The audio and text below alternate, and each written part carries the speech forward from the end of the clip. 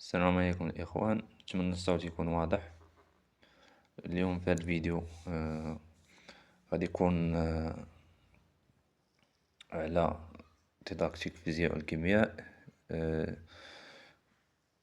في سلسلة ديال الفيديوهات تدريس فيزياء والكيمياء أولا ديداكتيك فيزياء والكيمياء. غادي نشوفو لي تيب d'activité utilisées dans l'enseignement de la physique et de chimie. يعني خاصنا نكونوا عارفين هاد دي تيب داكتيفيتي اللي كيتستعملوا في تدريس مادة الفيزياء والكيمياء. اول اكتيفيتي اللي هي اكتيفيتي بريليمينير، انشطه تمهيديه. ثم من بعد كاينه اكتيفيتي دو كونستركسيون، انشطه بنائيه. ثم كاين اكتيفيتي ديفالياسيون، انشطه تقويم.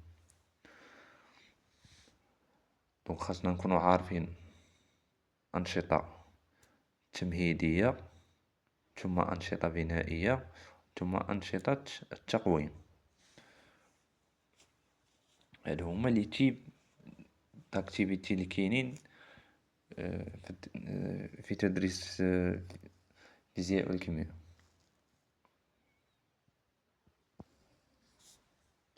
ثم عندنا l'importance des orientations pédagogiques dans l'enseignement et dans la physique. يعني الأهمية ديال التوجيهات التربوية في تدريس مادة الفيزياء والكيمياء. شنو الدور ديال التوجيهات التربوية؟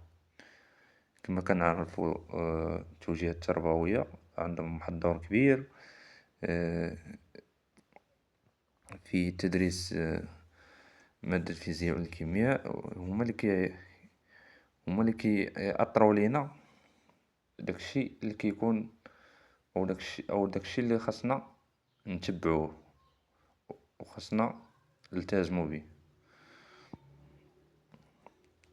دونك ما بين هاد الأهمية اللي كاينين في التوجيهات التربوية عندنا اورينتاسيون دو لا براتيك بيداغوجيك، يعني توجيه الممارسة التربوية.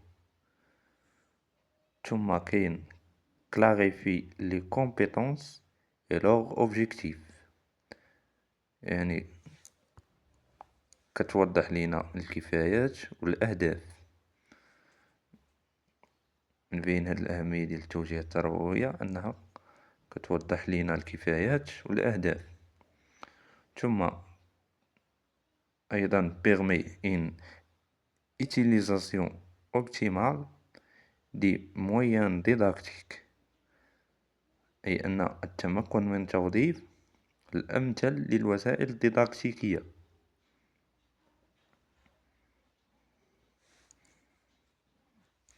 يعني كنديرو حسن تدبير المواد الديداكتيكية في تدريس مادة الفيزياء والكيمياء.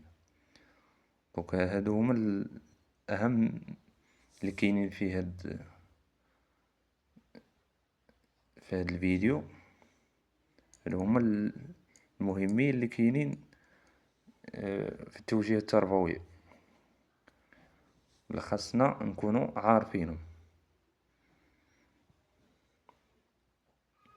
دونك هادشي اللي كاين. ما تنساوش تدعمونا باللايك باش نزيدو نستمروا في حلقات على شكل فيديوهات قصيرة. كذلك كتشجعونا باش نزيدو نستمروا نعطيو اكثر. دونك هادشي اللي كاين. نتلاقاو في فيديو